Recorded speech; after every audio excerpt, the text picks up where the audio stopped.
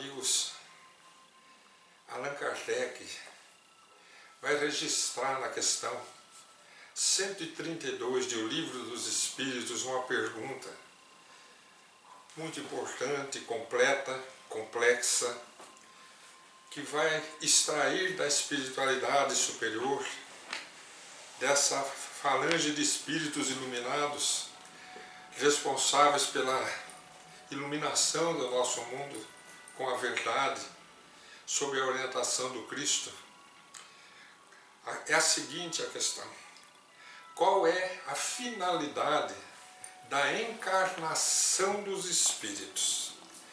A pergunta, ela já traduz muito ensinamento, muito conhecimento, porque quando se fala em finalidade, significa que alguma coisa está acontecendo com algum fim. Espíritos estão vindo nascer na Terra. Por quê?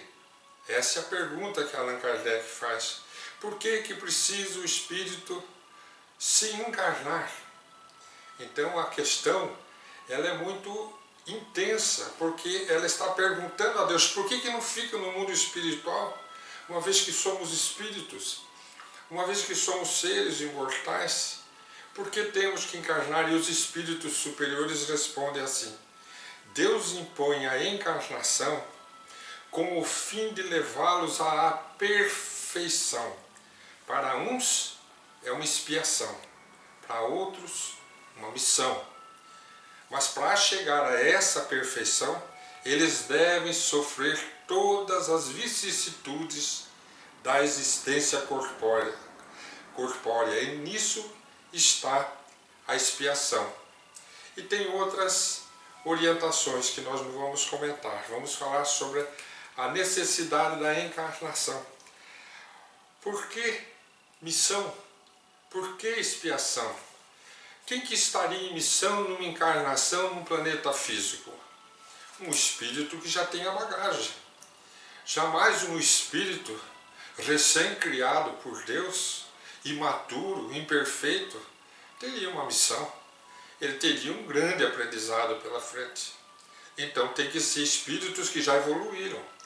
Então se ele fala que para uns é uma missão, significa que são espíritos que já evoluíram. Mas evoluíram onde? Encarnando. Naturalmente, em uma encarnação se evolui a ponto de se desempenhar missões. É preciso mais de uma encarnação, reencarnando. E aí vai entrar o tema, o propósito da nossa reflexão. Reencarnação. Um dos temas mais importantes da doutrina, o dogma da doutrina, como dizem os espíritos superiores, a reencarnação. Ela é pouco comentada, é pouco citada na sociedade em que nós vivemos. Pensa-se nela, mas fala-se pouco nela, brinca-se com ela. Ah, na outra encarnação joguei pedra na cruz. Mas ninguém vive a realidade, a compreensão de que está dando uma continuidade, de que já esteve aqui século passado, há 500 anos, há 1000 anos.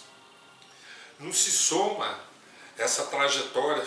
É tão intensa a encarnação, mesmo sendo uma reencarnação, que a gente esquece das vidas pregressas, e a reencarnação passa a ser um fato dúbio, até para a ciência. Embora tantos aspectos de evidências científicas que a reencarnação nos oferece, através de pesquisas, como a de Amendra Nath Banerjee na Índia, na década de 60 do século passado, como dos psiquiatras Ian Stevenson e outros, tantas pesquisas científicas, professores aqui do próprio Brasil, que fizeram pesquisa através do Instituto Brasileiro de Pesquisa Psicobiofísica. No entanto, a reencarnação ainda é um dogma, quer dizer, passa a ser algo ligado à fé, quando deveria estar ligado às leis naturais, à ciência. Hoje eu vou apresentar para vocês um texto que vira um contexto que não tem como aqueles que são cristãos, não tem como não compreender que se fala da reencarnação. Por quê? Porque é citado em 4 textos do Velho e do Novo Testamento, é citado por um dos profetas. talvez dois, Malaquias e Isaías, é citado, comentado 2 vezes por Jesus, o nosso Mestre. Então, e é registrado pelo historiador, o evangelista Lucas, que vai investigar a história de Jesus e encontra a história da reencarnação de Elias.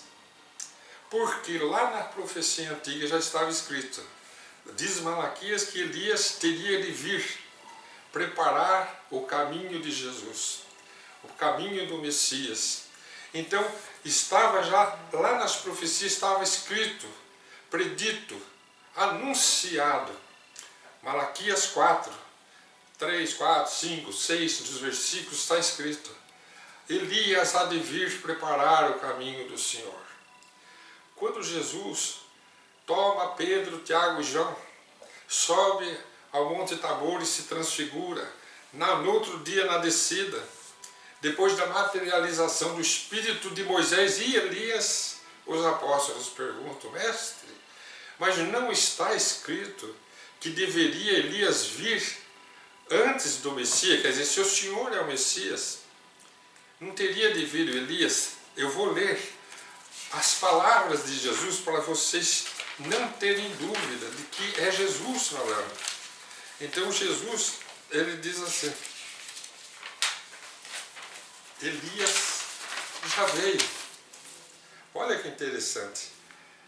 Elias já veio e não o conheceram. Fizeram com ele tudo o que quiseram. E assim também farão padecer o Filho do Homem. E está registrado na tradução da Bíblia, do Evangelho, do Novo Testamento. E eles, os três, Pedro, Tiago e João, entenderam, os discípulos entenderam, que Jesus falava de João Batista. Então, se João Batista era o Elias, ele estava num outro corpo. A isso nós chamamos reencarnar, tomar um outro corpo. Então aí nós vamos lá em Lucas encontrar a história da vinda de Elias. Não podia estar mais clara, quando diz assim que o anjo Gabriel, o Senhor, aparece para Zacarias lá no templo, se põe ao pé direito do altar, enquanto Zacarias está lá com o seu incenso, e diz assim, Zacarias leva um susto, né, se atemoriza. Ele diz assim: Zacarias, não temas, tua oração foi ouvida. Isabel, tua mulher, dará à luz a um filho, e você porá nesse filho o nome de João. Aí vai dizer o Espírito de Gabriel, anjo Gabriel, que dali, depois de alguns meses, vai lá anunciar para Maria a vinda de Jesus. O mesmo Espírito que se incumbiu dessa mensagem vai estar registrado por Lucas. Ele vai dizer assim, no primeiro capítulo, ele vai dizer assim: esse Espírito será grande diante do Senhor. Por que diante? Porque ele tinha que vir antes, né?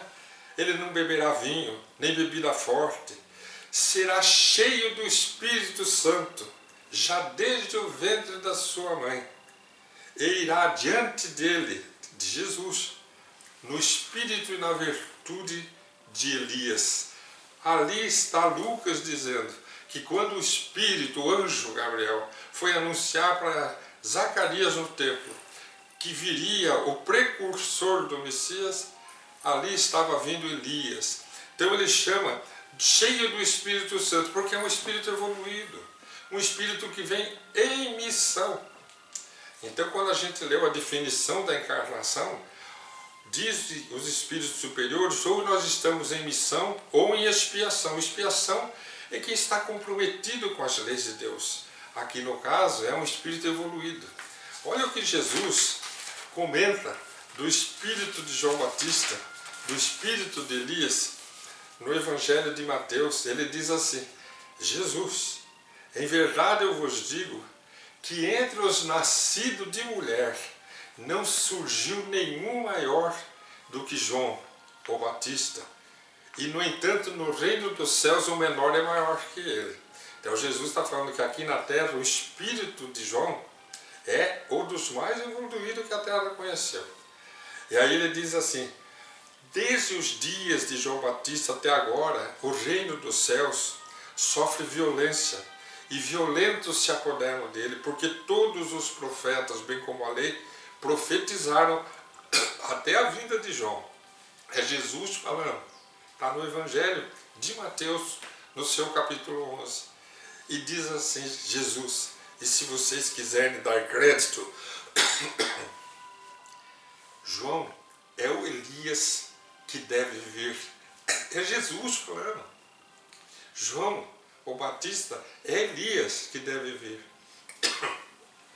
Então, ele está dizendo que a volta de Elias não foi como Elias, lá no Monte Tabor materializado. Foi num outro corpo, renascido na terra. Então Jesus está trabalhando com as leis naturais, através do fenômeno da reencarnação. E nesse caso que nós estamos apresentando para a reflexão de hoje, que eu peço a vocês, busquem Malaquias no capítulo 4. Busquem Lucas no capítulo 1, a história da reencarnação de Elias. Busquem Mateus capítulo 11, Jesus falando de Elias ser João Batista.